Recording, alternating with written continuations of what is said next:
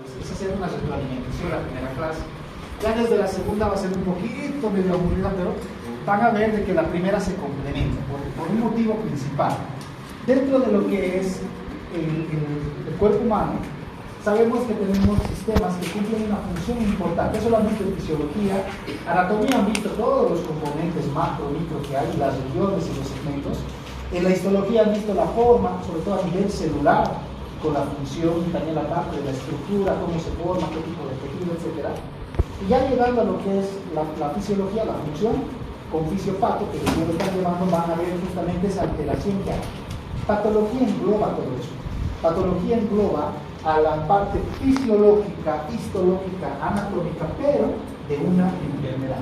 Bien, casi mucho no vamos a recordar qué función cumplía, sino directamente nos vamos a enfocar cuál es la alteración de esta estructura, tanto macroscópica, por eso se ve la imagen, como microscópica.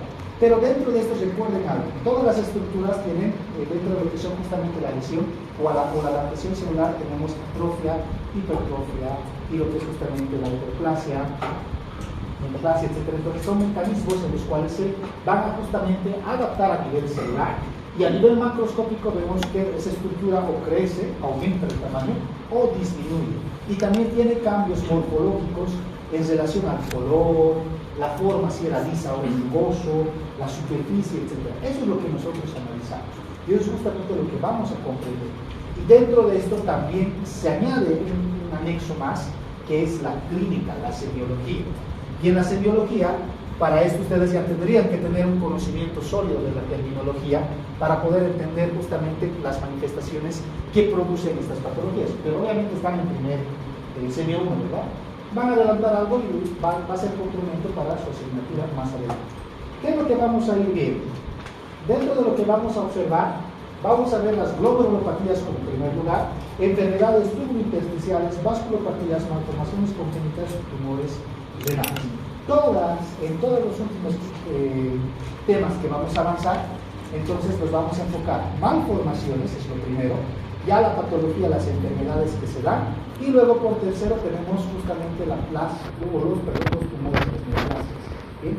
Siempre vamos a enfocarlo de esa forma y vamos a iniciar con malformaciones. Entonces es justamente algo que tenemos que ver. No se olviden algo. ¿Por qué me interesa saber la estructura dónde se encuentra?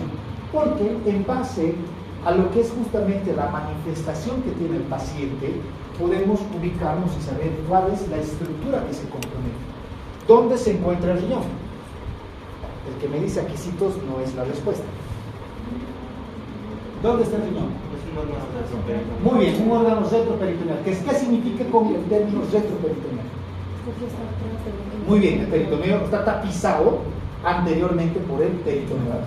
Es fácil de entender el retroperitoneal. Pero está ubicado en la parte posterior del abdomen, tapizado en la parte anterior por el peritoneo, más específico en esta región. ¿Qué región es? Aquí sí se ve. Muy bien, en la región lumbar. Teniendo en cuenta que en el riñón o en esta región también hay estructuras. ¿Cuáles son todos los componentes de las vías urinarias o el sistema urinario? ¿Quiénes lo conforman en sí? Desde el más principal, desde aquí, si quieren, desde arriba hasta abajo. ¿Quién lo conforma? ¿Quién es el primero? Muy bien, riñón. Segundo. Uretra. Ya, uretra. ¿Qué más? Vejiga. Muy bien, vejiga. Uretra. Bien. Ahí vamos a ir aumentando algunos anexos, como por ejemplo en el sexo masculino, la próstata, ya que la uretra atraviesa, hay un segmento prostático que justamente está ahí como otra función. En la parte femenina no tanto así, pero vamos a ir viendo algunas otras estructuras que también están a ese nivel. Dentro de esto, no solamente están los riñones en esta región, también tenemos músculos, los cuales van a justamente a proteger a esta estructura. ¿Qué más tenemos acá? Luego del riñón es uno solo cuando lo vamos a ver. En sí, la manifestación como tal, en la infección urinaria vamos a comprender que afecta a todo ese sistema. Pero una patología o una enfermedad o una afección propia del riñón no lo afecta en sí tanto ni a la vejiga, ni a lo que es justamente el uretra, a menos que sea una neoplasia. Las neoplasias van a afectar a zonas vecinas. Entonces, si aquí hay un tumor, su zona vecina serán los uretros, entonces va a haber tumores a nivel de la infección justamente del uretro. Luego llegará a la vejiga. Entonces, eso es justamente una afección por lo que serían las neoplasias. Ahora, ya teniendo en cuenta este punto, para que, por ejemplo, este paciente presente alguna manifestación en esta región ubicada, todos sabemos que la manifestación principal es el dolor. Nadie viene porque tiene un aumento de masa, un cambio de coloración, uno que otro tal vez puede llamar la atención. Pero el motivo de consulta más frecuente es el dolor. El segundo es la fiebre, pero el primero va a ser el dolor. Vienen justamente por cuadros de dolor. En este caso será un dolor en la región lumbar. ¿Bien? Para poder saber si es el riñón, también tengo que diferenciarlo con otras estructuras. La parte muscular es una. La segunda sería la columna, que también puede ser hasta una hernia de disco que podría provocar ese dolor o esa afección. Las neuropatías que también pueden provocar. ¿Eso qué significa? Que el riñón también puede ser provocado un dolor a este nivel, aparte del riñón muscular, puede ser nervioso y puede ser por la estructura ósea. Esas serían las alteraciones de dolor a este nivel. ¿Bien? Muy bien, solamente hablamos de las generalidades. Entonces, si un paciente viene y les dice, me duele acá en la parte anterior, a nivel precordial, en la parte anterior del tórax, a nivel de lo que es justamente donde se encuentra el corazón, ¿ustedes van a pensar que el riñón está afectado? No, ¿verdad? Entonces, a eso es a lo que me voy. Que cuando me dice que viene un dolor en esta región posterior, entonces probablemente los riñones estén afectados. ¿Cómo podría confirmar si el riñón está afectado? ¿Qué exámenes podría utilizar? ¿Han visto alguna vez alguna exploración física para poder revisar riñón? Aunque sí las hay, pero no son muy utilizadas. Hay una radimillé que se puede agarrar y se puede hacer como un peloteo para lo que son los riñones, para poder percibir. Si está aumentado el tamaño, también se puede percibir, porque normalmente no se palpa lo que es un riñón. No se puede palpar. Exacto. La percusión no se puede percutir al riñón, no se percute. Lo único que podemos hacer es, primero, porque sé que está en la parte posterior, puedo mirar si aquí hay un crecimiento de una masa, tal vez una coloración, por ejemplo la equimosis, que puede ser que sea un traumatismo, un golpe que le haya dado a este nivel, que haya provocado un estallido, puede ser hasta eso, pero también solamente podría ser muscular. Pero hay maniobras de palpación semiológicas, 2 hasta 3 van a escuchar para poder explorarlo, pero les comento que es muy difícil. O sea, puedes tratar de explorarlo, pero en una insuficiencia renal, en una enfermedad renal crónica, el riñón está pequeñito, lo hemos visto. ¿Recuerdan esta imagen? Y hemos dicho en la práctica que cuando es crónico va a ir disminuyendo el tamaño. Pues imagínense que en el tamaño normal era difícil tocarlo, si estuviera crónico, no lo vamos a ni percibir. Entonces, casi la clínica a este punto no es exacto. No me puedo limitar. Incluso, para que vean, cuando hay dolor a este nivel, antes de pensar en el riñón, lo que más se sospecha es, si fuera mujer, infección urinaria. Si fuera varón, cálculo renal. Eso es lo que primero sospechamos. Ya en segundo lugar, podría recién ser una nefritis o una glomerulonefritis. Recién sería una afección renal. Pero más antes estoy pensando en otras consecuencias. A eso es a lo que quiero decir, ¿sí? Por la parte de la región, sobre todo ese nivel. ¿Y puede haber dolor por la Vamos a continuar. Justamente nos estamos enfocando que hay estructuras entonces que van a estar a este nivel. Dentro de esto es la clínica para que justamente podamos entender y colocar diagnóstico diferencial. ¿Bien? Tenemos que averiguar muchas cosas para saber si es una afección. Por ejemplo, lo que les decía, ¿cómo sé que sí está afectado el riñón? La clínica no les va a orientar mucho. Por semio van a aprender de que el 70%, les van a decir, o el 80% con la clínica, con lo que es anamnesis más examen físico, uno puede llegar al diagnóstico. Y el otro 20% correspondería a los exámenes de gabinete. Eso es verdad, en ciertas patologías sí. Pero en otras, como por ejemplo a nivel del riñón, no lo es, ya que puede ser muchas causas, por lo cual tenemos que ir investigando y ayudándonos con exámenes complementarios. En este caso, ¿cómo podríamos confirmar? ¿Qué técnicas de estudios? La ecografía ya, ahora está más económica, antes te hubiera dicho no. ¿Sí? ¿Qué más? Muy bien, exámenes de laboratorio, la química sanguínea, en el cual necesito urea, creatinina, examen de orina. Luego estará recién exámenes justamente imagenológicos, una ecografía y una tomografía que nos van a ayudar a poder justamente saber su afección. Recordando la histología un poco brevemente, bueno, después de la parte macroscópica, saber que tiene una forma de frijol, saber que justamente dentro de lo que va a ser su corte, tiene lo que va a ser la corteza, perdón, luego tiene médula, en el cual va a ver las pirámides, y sabemos que a nivel de la unidad funcional corresponde justamente a lo que es la nefrona, ¿verdad? Y luego vemos este segmento más, volvemos a sacarlo, y en la octava edición mencionaba que el riñón tiene 4 compartimientos en los cuales tienen funciones específicas. Actualmente la décima ya no toma a esto, ya no lo separa. Incluso van a ver que en artículos actuales ya no se dice enfermedad tubular, sino directamente se dice túbulo intersticial, en uno solo ahora. Entonces son 3 compartimentos directamente. Y esto se entiende y lo voy a explicar. Primero, la unidad principal donde va a hacer toda esa función de filtración de la sangre, que es el primer paso, es a nivel del glomérulo.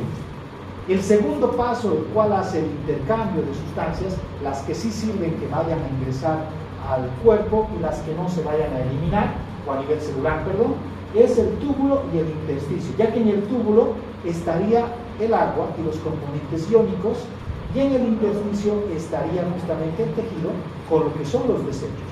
Y ustedes saben que por transporte pasivo y activo, más que todo activo, hacen que entren las sustancias que se necesitan y salgan las que no se necesitan o estén en exceso. Por ejemplo, ¿qué tipo de transportador conocen activo que funcione muy bien a este nivel? Sobre todo que ingrese sustancias que sí nos sirven y eliminen sustancias que estarían aumentadas. ¿Qué tipo de transportador es? Fisio 1 creo que era. ¿Qué tipo de transporte activos conocen?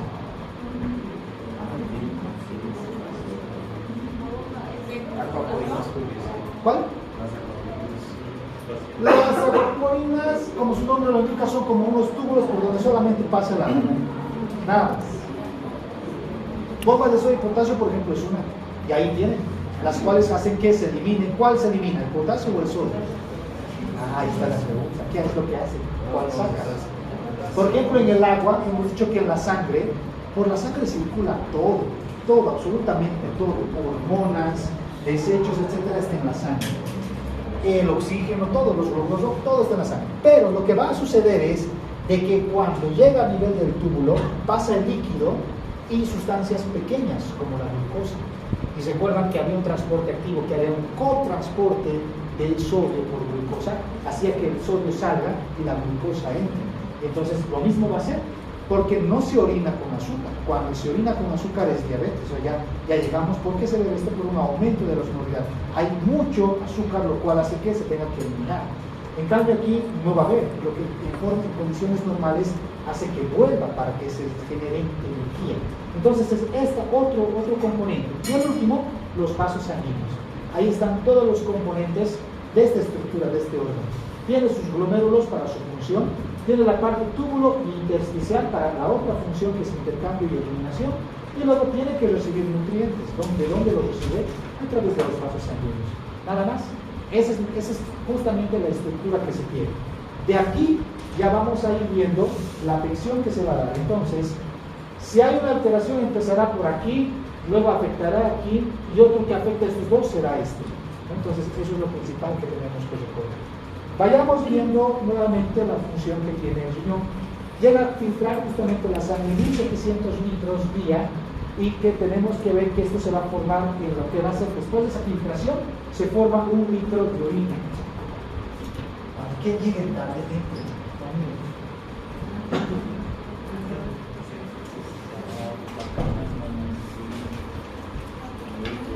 Bien, seguimos. No hemos hablado del glomérulo ya en la parte práctica. Hemos dicho que tenemos lo que es un glomérulo normal. Podemos ver justamente cómo respeta la parte de lo que es las células epiteliales que se tienen a este nivel. Tiene lo que es una estructura. Si bien en la histología lo que les han mostrado es la forma normal que tiene, que a veces no se entiende, pero se sabe que hay células, los puntitos son justamente células que están separadas por un pequeño espacio intersticio. ¿Para qué? Para la función de esa estructura microscópica que tiene. Y ya les había dicho en la parte práctica de que respetan un orden. Todas las estructuras tienen un orden, donde van justamente separadas, para la cual le da esa forma. Si muchos estuvieran unidos, entonces hubiera un desorden, lo cual puede hacer que crezca o se cierre, etcétera, los espacios que normalmente tiene. Ahí está lo que es la nefrona, con todas sus funciones que hemos hablado, que justamente recordarán, por fin se tiene una arteria aferente, los cuales llegan al glomérulo, el principal, del cual va a ser la filtración. Lleva todo el agua a los túbulos y la sangre continúa, los glóbulos rojos continúan. Y en ese componente líquido que va a entrar a la parte tubular entran los iones. ¿Cuáles van a entrar? O sea, entran micropartículas, sodio, potasio, calcio, magnesio, glucosa. Entonces todo eso está justamente a ese nivel. También los desechos van a encontrarse a ese nivel, los cuales por los hidrogeniones se encuentran acá. Y esto justamente no va a volver, el hidrogenio no se absorbe, se va a seguir eliminando. En cambio, si hay sodio, a nivel de lo que es el cuerpo, revisa las concentraciones normales, tenemos justamente los quimiorreceptores, donde ven si ese sodio está todavía en sus condiciones, o está aumentada o está disminuida. Si estará disminuida, lo que va a hacer es absorber, pero si está en exceso, lo que hará es eliminarlo. Entonces, esa es la función que tiene. Por eso es muy importante el trabajo de lo que son los riñones. Y ahí están todos los glomérulos, ahí están los cortes tubulares que podemos ver, glomérulos. Cuando vamos a ver la afección que se da, normalmente podemos ver que puede ser segmentaria, en un pequeño lugar, todo, una pequeña estructura, etcétera, de lo que es justamente su afección. Entonces ya vamos a llegar a ese punto. En lo que es el microscopio electrónico, lo único que está mostrando aquí es la membrana basal y los porocitos. Y dentro de esos porocitos, miren cómo están sus espacios.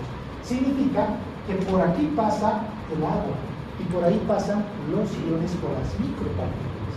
No va a pasar sustancias grandes.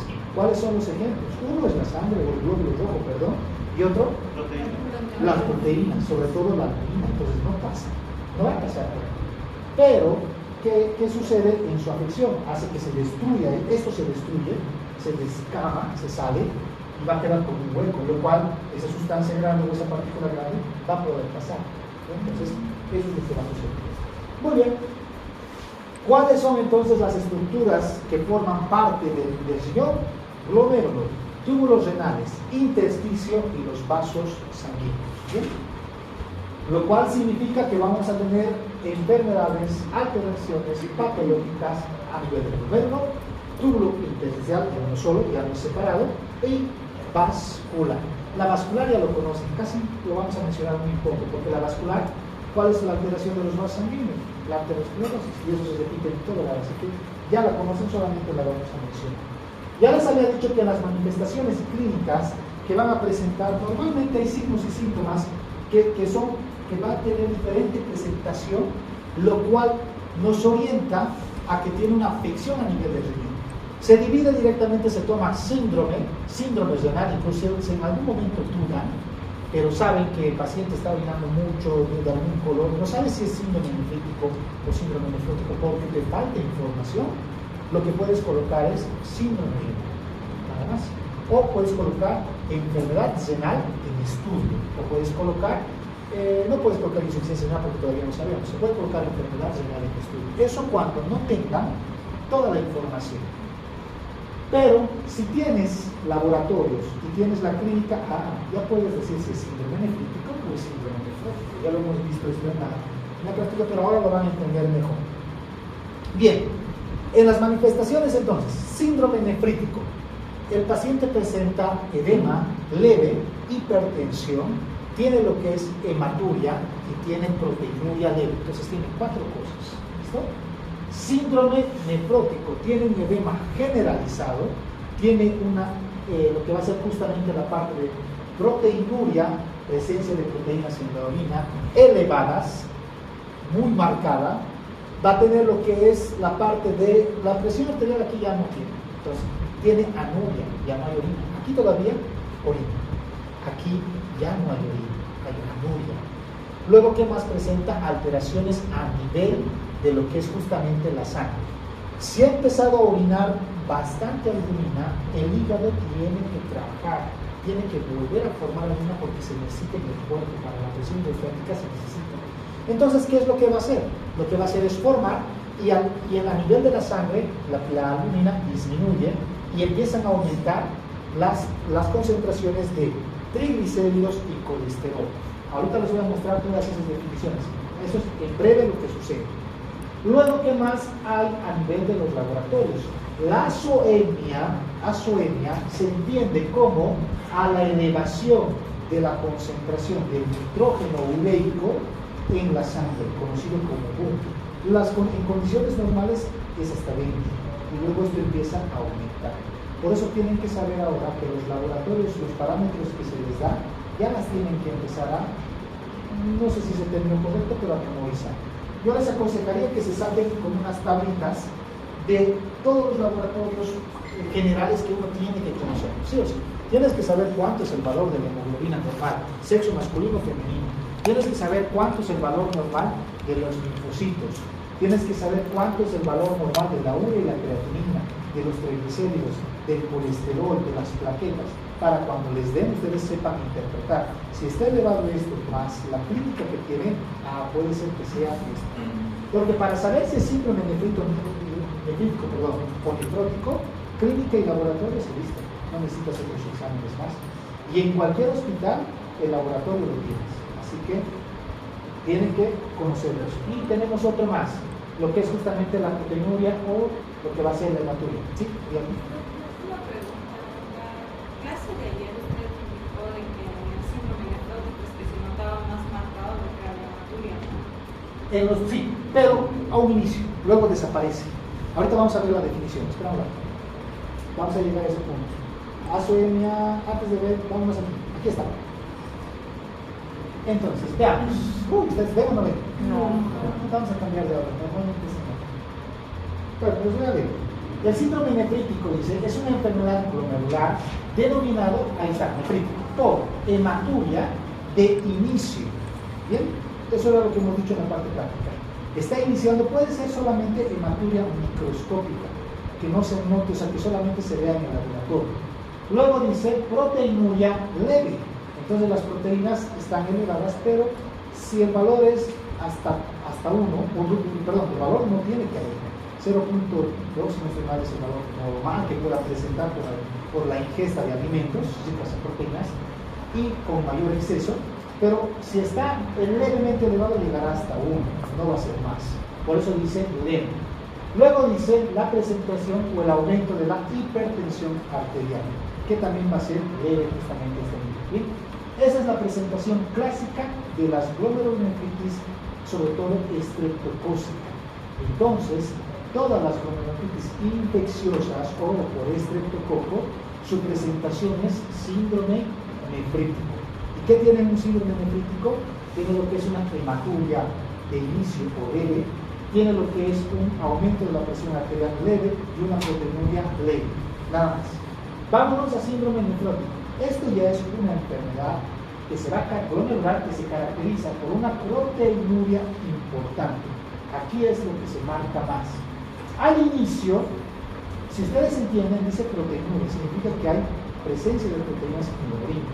La hematuria también está presente, pero es de inicio, porque luego el edema se va a presentar porque ya no orina. Y esto voy a adelantar un rato para que puedan entender. Aquí, solamente aquí. Cuando es el nefrítico, la lesión que se da a este nivel, lo que hace es que permite que luego el glóbulo rojo pase acá, por lo cual aparece la sangre en los que es en la orina y también las proteínas. Lo conocemos como síndrome nefrítico.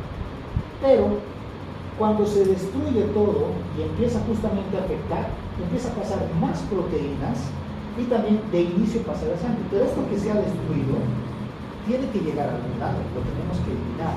No se olviden que de aquí del glomérulo lo que le sigue, ¿qué es? El túbulo. Y los túbulos son más pequeños. Esto que se descama es como una costa. Si se descama es un cuerpo extraño, es un objeto en el cual tiene que llegar a algún lado. Y llega a los túbulos y se tapa, se ocluye. Eso está a nivel túbulo intersticial. Lo que pasa es que tendríamos que mostrarles más para que puedan ver y entender justamente esa parte. Y lo vamos a hacer para que no se...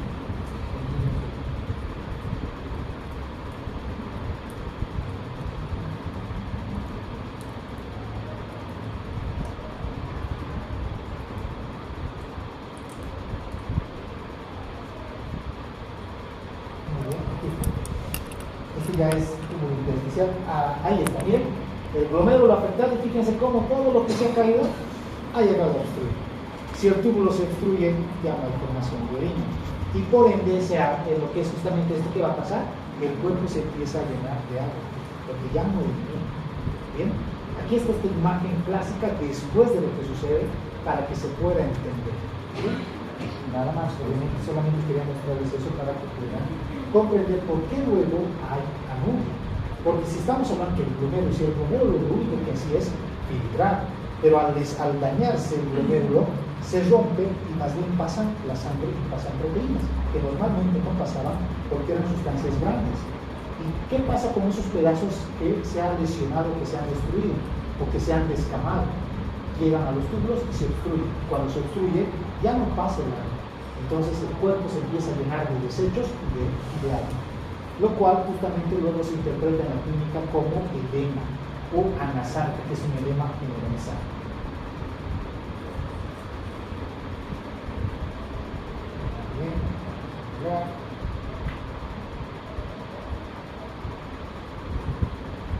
Entonces estamos justamente en lo que es las definiciones de las lesiones que se van a dar a ese nivel.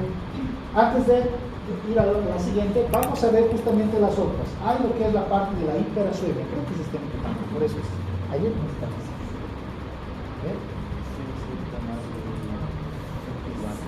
¿Está muy lejos?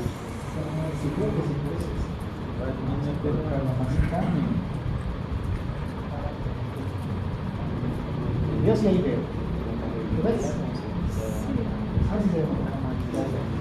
Ya.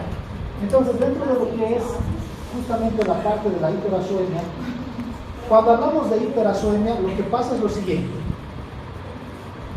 A la vez, hemos dicho que es el nitrógeno ureico en sangre aumentado. ¿Bien? La urea está aumentada. Por eso es el término hiperazoemia. Pero, ¿qué pasa a nivel del riñón? Se entiende que por qué está aumentando esa urea a nivel de lo que es la sangre, porque ya no puede filtrar. La tasa de filtración está disminuida, por eso una flecha hacia abajo. La creatinina y la urea, ¿cómo están? Elevadas, aumentadas. Aquí está la urea y aquí está la creatinina, elevada, elevada. Eso se conoce como hiperazoemia. ¿Bien? ¿La urea qué es? La urea se sabe que es un fracaso de la función de la expresión del riñón, porque el riñón tiene que eliminar los desechos. ¿Cuáles son los desechos? La urea y la creatinina. ¿Y qué va a hacer la uremia? Es aumento de la urea en la sangre. Entonces va a aumentar sus concentraciones porque el riñón ya no cumple su función, sobre todo el excreto. Listo, hemos hablado de lo que serían las manifestaciones. Dentro de lo que son las manifestaciones, vamos a tener la insuficiencia renal aguda, crónica y la nefrolitosis. La aguda ya hemos hablado de cómo es esa presentación. Entonces va a ser justamente una presentación de inicio en el cual lo que va a dar la manifestación es una oliguria o anuria.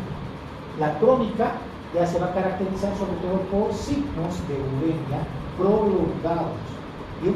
Sabemos que en el cuerpo va a haber lo que es la parte de una adaptación, en el cual se va a modificar ese tejido que tiene, se vuelve fibroso, y el riñón tiene varios componentes glomerulares que van a seguir cumpliendo esa función.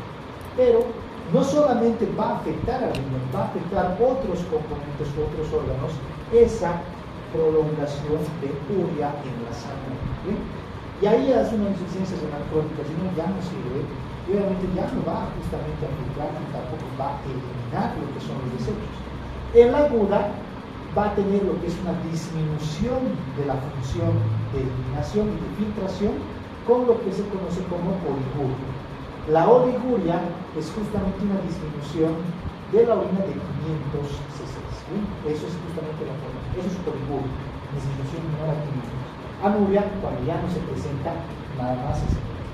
Recién con eso podemos entrar a lo que va a ser las glomerulopatías. Sabemos que el glomérulo era la primera estructura con esa función de filtración, ¿bien? Ante lo que es justamente la sangre. Perfecto. Todas las alteraciones inflamatorias, porque son glomerulonefritis, ese es el término que se va a dar justamente a esta afección. El término itis, ¿qué hace? Inflamación, ¿verdad? Entonces todo lo que sucede es una inflamación. Que Dentro de esto, la causa, la principal causa, ojo con esto, la principal causa se debe a los inmunocomplejos, que es justamente al sistema inmunológico. ¿Qué hacía el sistema inmunológico en condiciones normales? ¿Qué hace? Defiende. Muy bien, es una defensa. Pero, ¿qué pasa cuando hay una alteración? Puede ser genética, se ha demostrado que hay factores genéticos que van justamente a provocar una alteración en los receptores y hacen que estos anticuerpos luego lleguen al cuerpo y los reconozcan a esa parte de esa estructura como algo extraño. Eso pasa en la artritis. La artritis es justamente una enfermedad inmunológica. Las defensas del cuerpo lo que están haciendo es destruir a nivel de las articulaciones, los componentes de la articulación los destruyen. Y es lo mismo. Entonces, lo que está pasando aquí es que el glomérulo está atacado por estos mecanismos inmunitarios de lo que son justamente en estos pacientes a los cuales las inmunoglobulinas con el complemento van a destruir la pared, la membrana o al glomérulo como tal. ¿Qué más? Dice que el 70% de los pacientes se encuentran con depósitos glandulares de inmunoglobulinas con varios componentes del complemento. Ustedes recién están llevando inmuno, así que van a saber cuáles son estos sistemas de complemento y van a entender justamente la función que tienen y toda esa función que les van a mencionar ataca lo que es justamente el glomérulo. En la morfología, en el estudio macroscópico histológico, no se va a poder observar mucho. O sea, se ve la parte de la lesión, pero eso no nos dice que es una glomerulonephritis, eso puede ser otra alteración. Vamos a tener que usar la histología, sobre todo la inmunofluorescencia es clave. La inmunofluorescencia corresponde a esta es la inmunofluorescencia. Lo que está pintado es el glomérulo. Si se dan cuenta de esa estructura que veíamos con sus componentes, ahí está. ¿Y a qué se debe? Se le coloca lo que es un medio de tinción y empieza justamente a dar este color verde que ustedes observan, estos puntos que se ven, son los inmunocomplejos. Si le colocas la parte de lo que va a ser el medio de tinción, le pones al microscopio y no se observa nada de esto, entonces no es una afección por lo que son los inmunocomplejos. ¿Bien? Pero, entiendan algo, las enfermedades glomerulares, la principal causa es justamente las afecciones por el sistema inmunitario.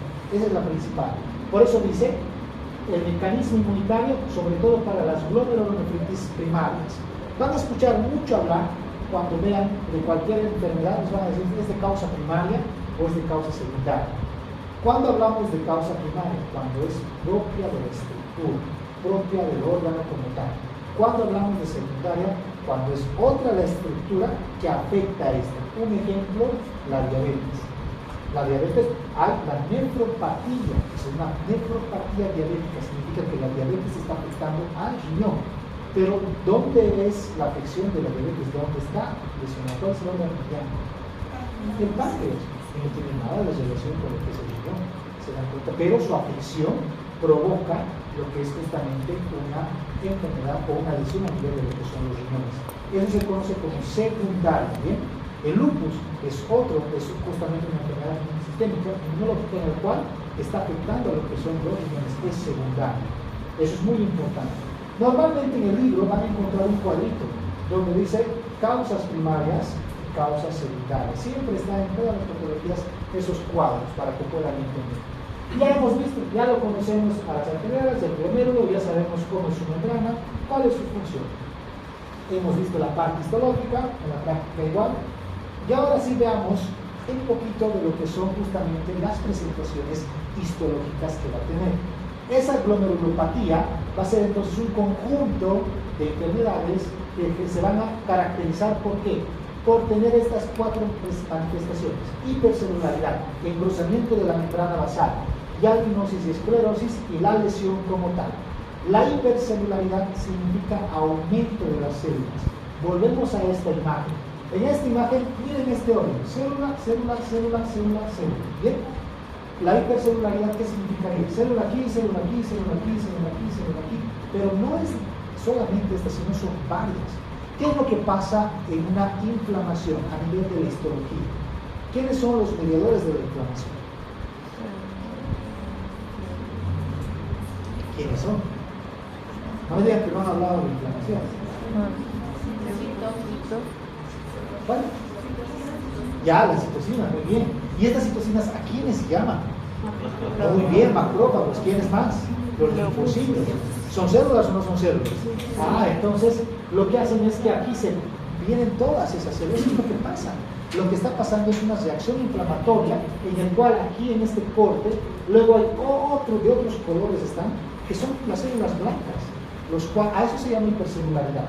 Que va a haber varias células, pero no solamente son las del riñón, sino son los linfocitos, van a estar los macrófagos, etc. ¿Bien? Eso es hipercelularidad. Creo que engrosamiento no hay dónde repetir, es una doble capa, va a aumentar de tamaño, se va a engrosar la membrana. Ya la hipnosis y esclerosis, la esclerosis ya lo conocemos, empieza a tapizarlo, lo cual recubre lo que va a ser la membrana, y obviamente con esto no va a permitir lo que es la parte de sobre todo el paso de agua, ¿no? Y la lesión, en la lesión se refiere dónde es focal, es global, es segmentaria, es un pequeño lugar, es una región de lo que está afectado a nivel del riñón. ¿Bien? Dentro de lo que sería entonces la patogenia, ahí tenemos a las células endoteliales, todo esto como está. Fíjense acá, es una imagen tridimensional. Esto es clave. Si esto me entienden, van a entender todo lo que son glomerulopatías. Si esto no entienden y se siguen durmiendo, pues ahí va. Aquí está lo que es la membrana, y aquí hay un glóbulo rojo para que se pueda entender. Ahora fíjense acá, está como unos pequeños huequitos. Esperen un minuto. La lesión. Ahora, para que entiendan qué es lo que sucede. Ese corte, de esa lesión que se observa de forma tridimensional, han puesto estas tres cosas para que puedan entender. Primero, por la sangre circula todo lo que hemos mencionado. Las inmunoglobulinas están en la sangre, entonces estaban viniendo por acá. Tal vez el ejemplo más común es el infeccioso, para que puedan entender. ¿Qué es lo que pasa cuando uno se enferma, por ejemplo, de una faringitis? El primero, de entrada necesitamos los medicamentos. A veces se puede remitir el cuadro, ¿verdad? ¿Y eso a qué se debe? A nuestro sistema inmunológico, que lo está combatiendo. Y esto lo que hace es que el sistema inmunológico, a nivel de la sangre, para que pueda llegar a este segmento, desde el corazón, desde lo que son justamente la parte de los órganos linfáticos, van a generar estos inmunocomplejos, llega a la sangre y circula. Y en algún momento va a pasar por el riñón. Y aquí estarán pasando.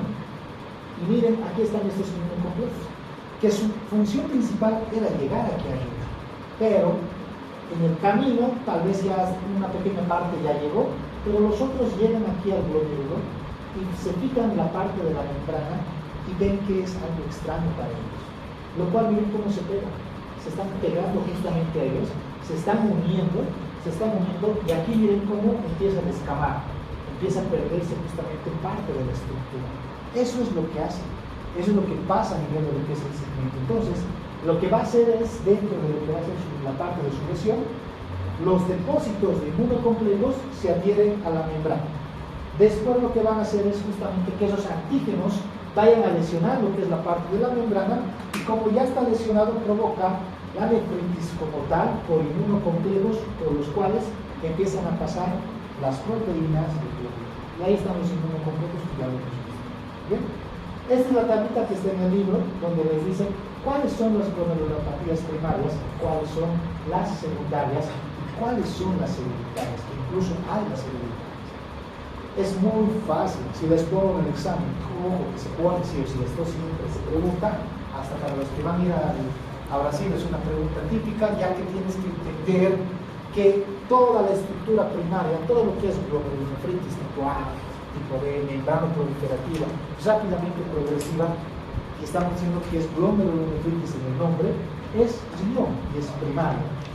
La diabetes hemos dicho de que su órgano blanco era otro lugar, pero está afectando al riñón, es secundaria. El lupus igual, la amiloidosis, va a estar lo que son justamente la púrpura, también las intoxicaciones corresponderían como secundarias, no son primarias. Ahí está nuevamente la definición de lo que eran los síndromes que hemos mencionado, y aquí les he colocado con un laboratorio para que puedan entender. Cuando hablamos de síndrome nefrítico, hemos dicho de que la presencia de proteínas era débil. Les voy a dar un valor menor de 3, ¿listo? Cuando ese valor es mayor de 3.5 es mejor. Listo, no necesitas nada más, con eso ya lo tienes todo. otra vez el ejemplo desde el inicio. Aquí está lo que ustedes van a aprender en inmunología. Aquí está todo lo que sería la parte del sistema linfocitario o el sistema inmunológico, macrófagos, plaquetas, linfocitos, los cuales obviamente ¿qué provocan? Fagocitan, esa es su acción, destruir. Pero ¿cómo lo destruyen? A través de sus inmunocomplejos, que lo que hace es que es un receptor, va, se une, llega a la célula blanca, lo destruye. Eso es lo que justamente pasa a nivel celular. Bien, palabras muy sencillas. Y es lo que sucede aquí. Aquí están los porocitos, donde se adhieren, miren cómo se adhieren aquí lo que serían los inmunocomplejos, y luego los descargan, se provoca una lesión de la mano. Y ya está. Muy bien, síndrome nefrítico. Dentro de lo que era la causa del síndrome nefrítico, ahí podemos volver a mencionar cuáles serían afecciones sistémicas que pueden provocar, y esto es lo que ustedes tienen que aprender. ¿Bien? En el libro está con esas tablitas, la primera que les he mostrado es la misma. Hay otra tabla que es idéntica a esta, donde les dice quiénes son causas primarias del síndrome nefrítico y quiénes son causas secundarias. Igual lo voy a volver a repetir en cada uno de estos. Pero, por ejemplo, la más común de nefrítico es la postinfecciosa o postestreptocócica. Esa es la más común. ¿Listo? Luego van a entender a qué me refiero con postinfecciosa o postestreptocócica. Dentro de su aparición clínica, hematuria, oliguria, daño renal, con una afección de la tasa glomerular y obviamente tiene lo que es un edema e hipertensión. Veamos todo lo que sucede.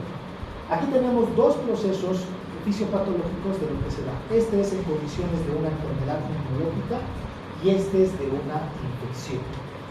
Cuando el sistema inmunológico está mal, sobre todo en los niños, por ejemplo, puede ser, el proceso causal es simplemente porque el sistema inmunológico está aumentando lo que son las defensas, los cuales son desencadenados por una inflamación.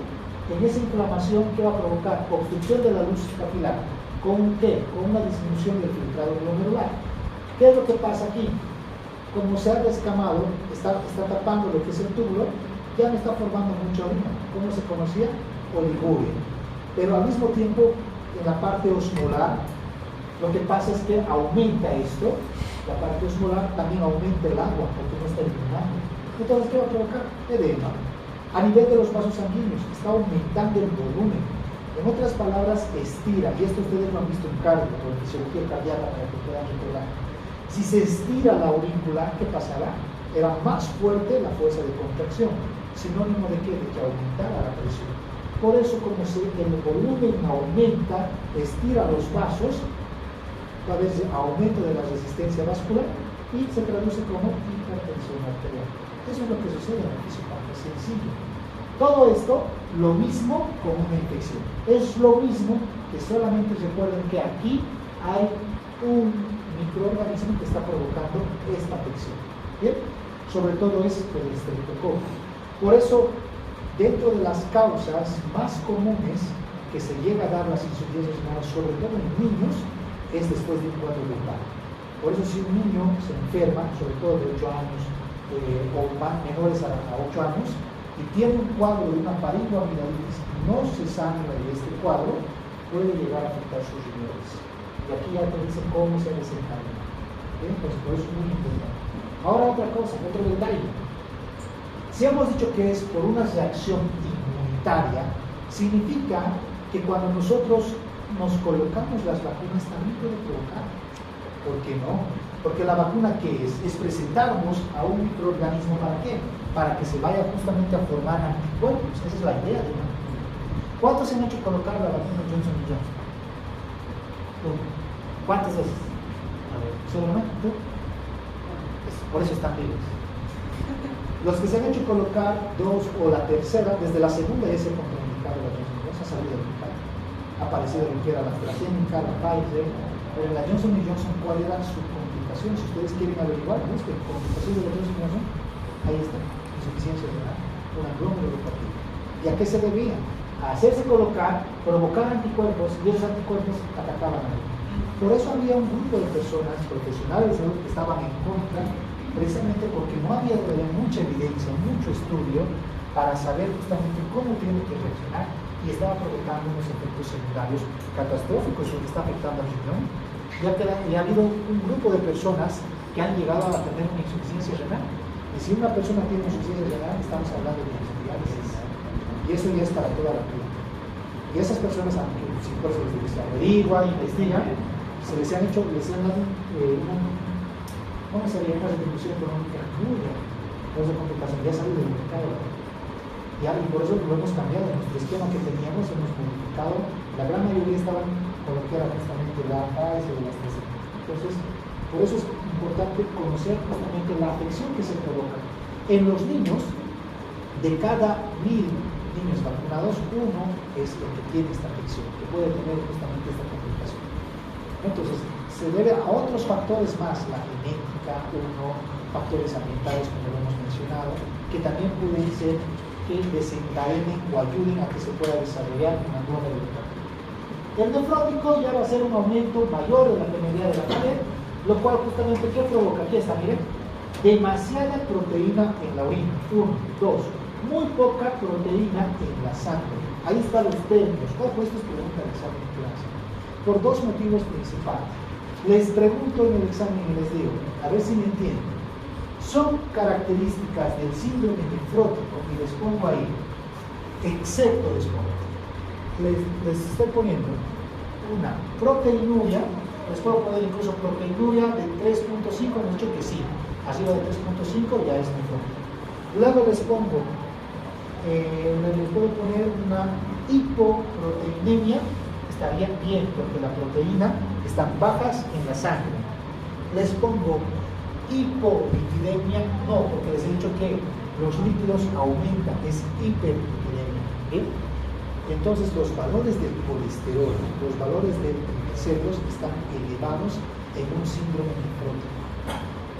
Por eso sus laboratorios son importantes. Si en el laboratorio su colesterol, su triglicérido están bajos y su proteína es 2.5 o llega a 3 y hay reporte de glóbulos rojos en la sangre, es nefrítico, está fácil, se dan cuenta. Entonces, por eso es que los laboratorios sí son importantes para saber si es síndrome nefrítico o nefrótico. Muy bien. Con esto ya podemos mencionar que su afectación entonces puede ser difusa, o sea, puede ser acá, en otro lado, puede ser segmentaria, puede ser generalizada, justamente en varios de los lugares. ¿Cómo es la evolución de la enfermedad? Pero para hablar de la evolución, ¿de qué creen que depende? En otras palabras, para que el cuadro se agrave o se restaure, ¿de qué cosas dependerá? Depende de la edad, sí. Si es niño, ¿creen que es más comprometido o menos comprometido? Más comprometido, claro. Si es un anciano, también. Si es un adulto, menos. ¿No? ¿Por qué? ¿Por qué sería tanto? Tendría que haber otros factores. La genética, sí, ya les había dicho incluso en la práctica, si hay algunas cosas que son más susceptibles a ciertas patologías. Luego está la presencia del anticuerpo que justamente siga circulando. Luego se debe también a lo que va a ser la naturaleza y en base a lo que sería la gravedad de la lesión. Dentro de lo que es la lesión, del promedio lo que le va a seguir, el tumor, lesión tumorintersticial. Luego, ¿qué le va a seguir? La isquemia. Y luego llega lo que es justamente una inflamación crónica y la proteinuria que se da. Esa es la fisiopatología que hemos mencionado. No se preocupen tanto por sacar los fracturas, voy a pasar las días. Lo pueden tener libre, ¿no? ¿Bien? Solamente quiero que entiendan. Entonces, no se preocupen por eso, les voy a pasar. Si es que alguien trae un terreno de espacio de gráficos, si es que me han agarrado al grupo, espacio. Bien, aquí está lo que es la función. Este cuadrito, cuando lleguen medicina interna y lleguen a nefro, este cuadrito les va a hacer sufrir mucho, ya que aquí estamos hablando de forma general. Pero cuando vean nefro, tienen que recordar nuevamente fisio, porque en fisio ustedes sabían que aquí había células con funciones de transportar de acá hacia adentro y de acá hacia afuera. ¿Cuáles eran los que salían? ¿Cuáles eran los que entraban? Ahorita lo estamos hablando de forma general. Estamos diciendo de que se lesiona a este nivel, lo cual hace que aquí se llene de más sustancias, los cuales no van a permitir el paso, incluso se obstruyen. Pero cuando lleguen a nefro, van a tener que ustedes decir, aparte, las sustancias que estaban aquí en condiciones que estaban aumentadas, un ejemplo, la glucosa, y en la sangre está disminuida, lo que tienen que hacer es entrar la glucosa. ¿Quién era la célula o cuál es el tipo de transporte que emitía esa glucosa? Eso va a ser eso, por ejemplo, pero eso va a ser benéfico. Ahorita no. A nosotros lo que nos interesa es más superficial. Solamente se lesionó y ya no cumple esa función de absorción. Nada. imposibles van a volver a recorrer esto, y eso sí es más pesado. Bueno, dentro de lo que serían las enfermedades, vamos a entrar recién a lo que serían primarias. Las secundarias solamente las vamos a mencionar cuáles son y cómo afectan, y también tenemos los trastornos hereditarios. Bien, dentro de esos trastornos hereditarios vamos a hablar del síndrome de Apert, vamos a hablar igual de la enfermedad de Parkinson. Muy bien, vamos a iniciar con lo que es la parte de las glomerulopatías membranosas. Solamente aquí vamos a quedar. Bien. Dentro de lo que es la glomerulopatía membranosa, se caracteriza, ojo, por un engrosamiento difuso de la pared de los capilares glomerulares. El día de ayer el caso clínico, ¿cuál era la respuesta? Glomerulopatía Membranosa. Ahí está la respuesta. Ahora saben por qué primero debería haber sido tal vez la teoría para la pero aún se complementa, ya que vamos a analizar lo que hemos hecho y lo vamos a ir revisando. A mi punto de vista no lo veo mal, lo podemos todavía complementar. Entonces en el reporte, ¿dónde llega esto? ¿Cómo puedo decir que es membranosa solamente con la biopsia? Eso es clave. En otras palabras, mi diagnóstico principal, van a ver que en los hospitales el único diagnóstico que ustedes van a poder dar es el síndrome, nada más. O es nefrítico o es nefrótico, no podemos dar nada más. Para dar las glomerulopatías, ¿qué necesito?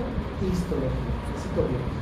Y ahí me va a decir, está engrosada la pared y aparte hay acúmulo de material denso dentro de la membrana, entonces es una membranosa.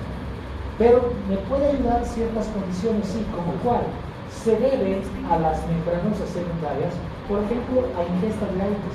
En el caso clínico, ¿qué era? Era un paciente que tenía una lumbalgia que estaba tomando ibuprofeno y era un aire. ¿Se dan cuenta que está? De aquí sale que era una glomerulopatía membranosa secundaria. Así se llega al diagnóstico.